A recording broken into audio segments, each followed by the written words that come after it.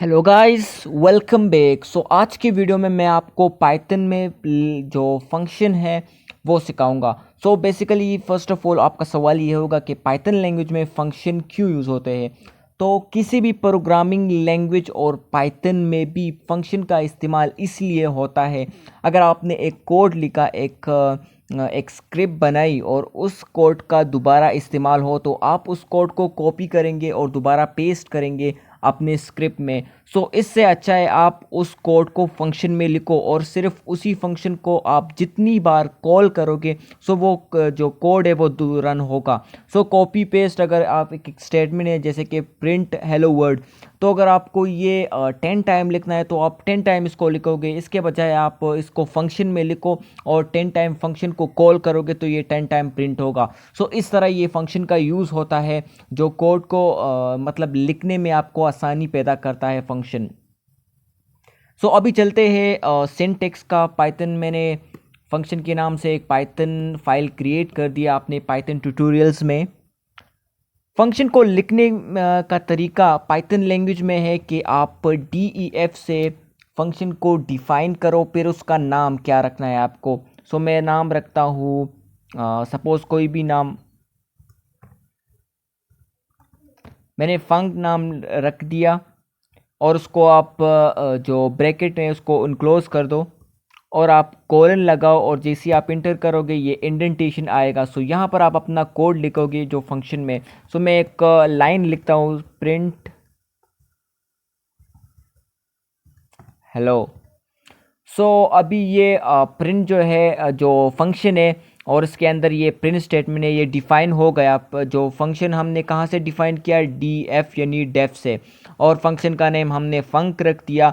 इसके अंदर हमने कुछ डिफ़ाइन नहीं किया क्योंकि ये फंक्शन जो है ये कुछ भी नहीं लेगा यूज़र से।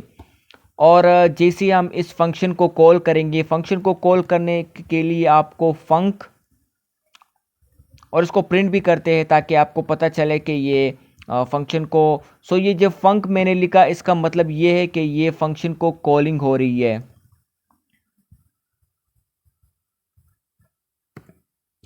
ये जो ऊपर कोड है ये हमने फंक्शन को डिफाइन कर दिया और फिर एक स्टेटमेंट लिख ली जिसमें प्रिंट हेलो, और फिर हमने फंक्शन को डिफाइन कर दिया और मतलब इसको कॉल कर दिया इस फंक से के स्टेटमेंट से, और इसको प्रिंट किया ताकि आपको पता चले कि इस फंक्शन में है क्या। जैसे ही आप इसको कॉल करोगे, बल्कि इसको हम प्रिंट नहीं करते क्योंकि ये कॉल होते ही इसमें ये जो वैल्यू है वो प्रिंट हो जाएगी। आप देख सकते हैं कि यहाँ पर हेलो होगा, ये हेलो नन इसलिए प्रिंट हुआ क्योंकि ये फंक्शन सिर्फ आपको प्रिंट करता है, कोई रिटर्न वैल्यू नहीं देता। इस तरह आप फंक्शन को जब कॉल करोगे, अगर आपने यहाँ पर कुछ वेरिएबल डिफाइन कर दिया जैसे नेम, अब हम इसको रन करेंगे तो ये एरर देगा क्योंकि यहाँ पर एक आर्गुमेंट, एक पैरामीटर हमने डिफाइन कर दिया नेम। इसको अभी ये कह रहा है कि आप यहाँ पर एक आर्गुमेंट मिसिंग है। अगर आपने यहाँ पर आर्गुमेंट डिफाइन कर दिया तो आपको कॉलिंग में भी उसको आर्गुमेंट यानी उस पैरामीटर को आपको देना पड़ेगा। यहाँ पर इसको कनकेट करते हैं इसको नेम से।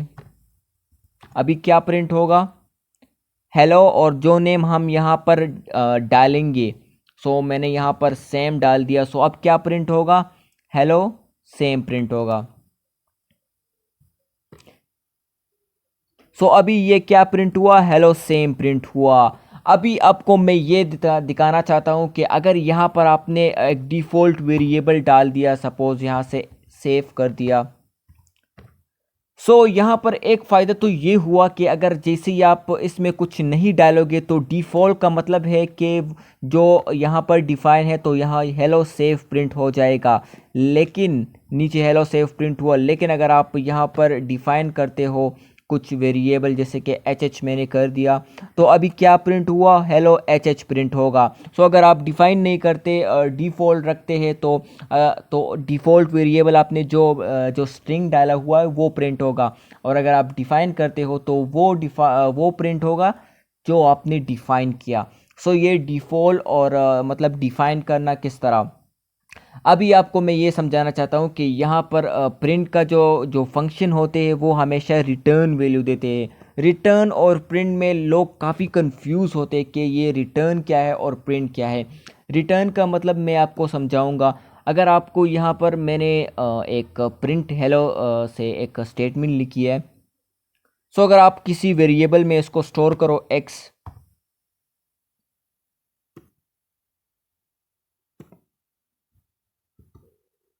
और इसको प्रिंट करो एक्स को,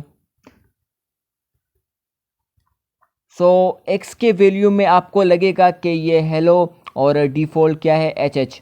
सो ये डिफ़ॉल्ट नहीं है बल्कि हमने डिफ़ाइन किया है। सो ये एच एच प्रिंट होगा, हेलो एच एच। क्योंकि बल्कि क्योंकि एक्स में कुछ भी नहीं स्टोर होगा। क्यों स्टोर नहीं होगा? क्योंकि ये रिटर्न नहीं कर रहा, ये सिर्फ प्रिंट कर रहा है। ये आप प्रिंट मतलब ये सिर्फ आप वैल्यू को शो कर रहा है, लेकिन इसके अंदर कुछ स्टोर नहीं हो रहा, तो एक्स की वैल्यू नन आएगी। सो आप देख सकते हैं कि एक्स की वैल्यू जो है वो नन आ गई, क्योंकि इस फंक्शन में हमने कुछ स्टोर नहीं किया। क्यों स्टोर नहीं किया? क्योंकि ये फंक्शन हमें कुछ रिटर्न नहीं कर रहा, तो एक्स में कुछ स्टोर नहीं हो रहा। अगर इसकी जगह, इस प्रिंट की जगह हम रिटर्न स्टेटमेंट लगाए, तो अभी जो होगा वो क्या है? अभी इस x में क्या प्रिंट हुआ? हेलो, मतलब ये स्टोर हुआ। तो ये डिफरेंस है प्रिंट और रिटर्न में। रिटर्न वो एक वैल्यू रिटर्न कर दी है जिसमें हम किसी वेरिएबल को स्टोर कर सकते हैं, लेकिन जो प्रिंट है वो किसी वेरिएबल को रिटर्न नहीं करता, वो सिर्फ प्रिंट करता है। तो किसी वेरिएबल में आप उसको स्टोर नहीं कर सकते। सो ये डिफरेंस है रिटर्न और प्रिंट स्टेटमेंट में। सो अभी एक कोड लिखते हैं डेफ, इसका नाम हम रखते हैं ऐड। ये दो वेरिएबल लेगा, एक n से और एक m से। सो क्या करेंगे, अब इसको रिटर्न करते हैं। रिटर्न का मतलब ये किसी वेरिएबल में स्टोर हो सकता है, याद रखना। सो क्या करते हैं, रिटर्न में m प्लस n करते हैं। सो ये हुआ। अब इसको क्या करते हैं, कॉलिंग करते हैं ऐड का फंक्शन। आपको क्या क्या ऐड करने हैं? सो 2 ऐड करना है, और दूसरा m की जगह हम 6 लगा देते हैं। इसको एक वेरिएबल में स्टोर करते हैं, इसको रन करते हैं। सो ये रन हो गया है। अभी इस i की वैल्यू को प्रिंट करते हैं।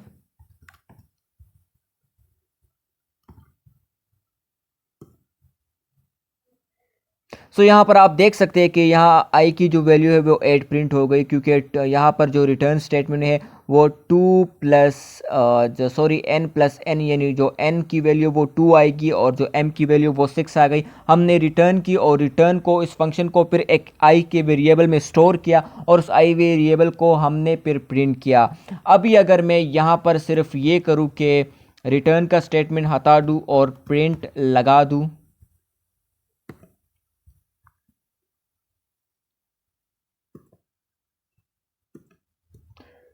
और अभी आई की वैल्यू अगर प्रिंट करोगे तो ये नन आ गई। ये 8 इसलिए आई क्योंकि यहाँ पर इस फंक्शन की कॉलिंग हो रही है और ये प्रिंट हो रहा है, लेकिन आई की वैल्यू हम अभी नन स्टोर हुई, मतलब ये प्रिंट स्टेटमेंट में कुछ स्टोर नहीं हुआ, क्योंकि इसने कुछ रिटर्न नहीं किया। कुछ रिटर्न नहीं किया तो क्या क्या सेव करोगे? सो ये डिफरेंस है प्रिंट और रिटर्न में। ये फंक्शन है, आप कोई भी फंक्शन डिफाइन कर सकते हो इस तरह। सो अभी एक मल्टीप्लिकेशन का देखते हैं। हमेशा जो फंक्शन होते हैं वो रिटर्न के साथ लिख किए जाते हैं, क्योंकि इसमें आप स्टोर कर सकते हो। तो यहाँ पर आप इसको चेंज कर सकते हो मल्टीप्लाई से, यहाँ के साइन को भी चेंज कर दो। सॉरी, एक मिनट।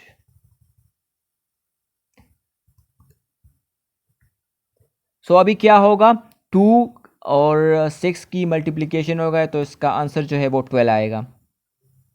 सो कह रहे ऐड इज़ नॉट डिफाइंड। क्यों? क्योंकि ऐड की जगह हमने मल्टीप्लाई लगा दी, तो यहाँ पर ऐड कैसे कॉलिंग कर रहे हो? अगर ऐड है ही नहीं तो कॉल कैसे कर रहे हो? तो इसका मतलब हम मल्ट को कॉल कर रहे हैं। सो यहाँ पर 12 आ गया है। सो इस तरह आप कर सकते हो फंक्शन को डिफाइन और फंक्शन को कॉल करना।